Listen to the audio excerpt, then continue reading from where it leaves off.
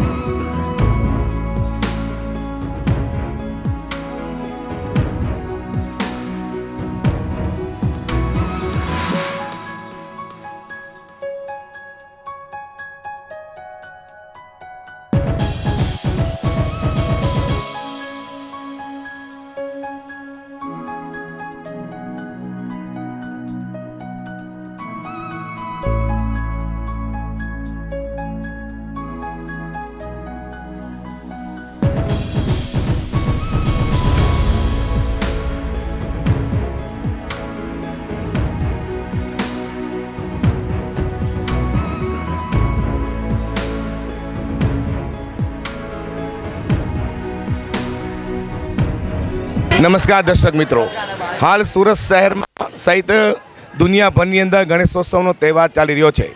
લોકો સુરતથી લાલબાગના રાજાના દર્શન કરવા મુંબઈ જાય છે અને ખાસ કરીને ચરણ સ્પર્શ જો તમારે કરવા હોય તો 3 દિવસનો લાઇનમાં ઊભું રહેવું પડે છે.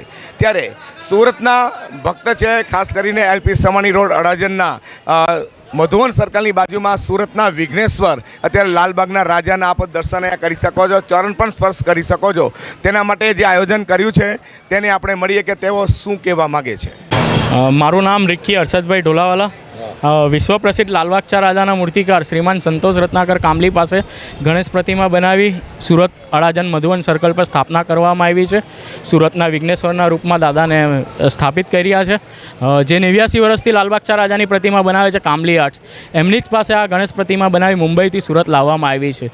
જે લોકો લાલબાગચા રાજાના દર્શન કરવા મુંબઈ નથી જઈ શકતા તેમના માટે ચરણ સ્પર્શ કરવા માટે દાદાના સ્થાપિત કરવામાં આવ્યા છે. કામલી આર્ટ્સે સ્પેશિયલ સુરત માટે આ ગણેશ પ્રતિમા આપી છે. આ પહેલી વખત આયોજન છે કે અડાજણમાં પહેલી વખત છે.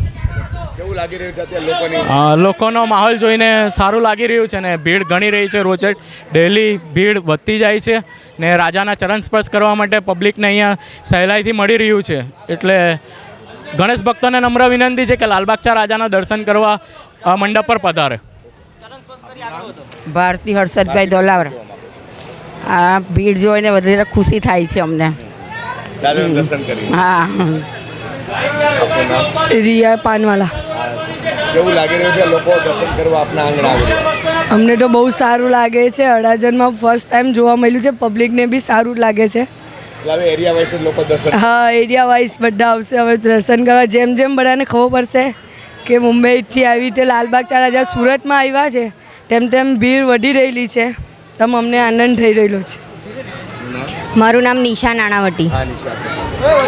અમારું એટલું જ કહેવું છે કે જે ભક્તો મુંબઈ નથી જઈ શકતા એ લોકો અહીં અડાજણમાં સ્થાપિત મધુવન સર્કલ પાસે સ્થાપિત સુરતના વિઘ્નેશ્વર લાલબાગચા રાજાની મૂર્તિકાર, તો એ લોકોને એટલું જ નમ્ર વિનંતી છે કે જે લોકો મુંબઈ નથી જઈ શકતા એ લોકો અહીં આવી અને દાદાના સહેલાઈથી દર્શન કરી રહે અને એ લોકો દાદાના ચરણ સ્પર્શનો લાભ લઈ શકે. મિત્રો, લાલબાગના રાજા ભગવાન ગણેશજી ને તમારે જો દર્શન કરવા હોય અને ચરણ સ્પર્શ કરવા હોય તો 3 દિવસની લાઇનમાં જેનો સમય લાગે છે. જ્યારે સુરતના અત્યારે ખાસ કરીને LP સવાણી રોડ પર સુરતના વિઘ્નેશ્વર દાદાના અત્યારે દર્શન કરી રહ્યા છે. આપણે તેમના ચરણ પણ સ્પર્શ અત્યારે કરી રહ્યા છીએ. બોલો ગણપતિ બાપા. G24 ચેનલ માટે હું પ્રકાશ વાળા, કેમેરામેન વિજય મકવાણા સાથે સુરત.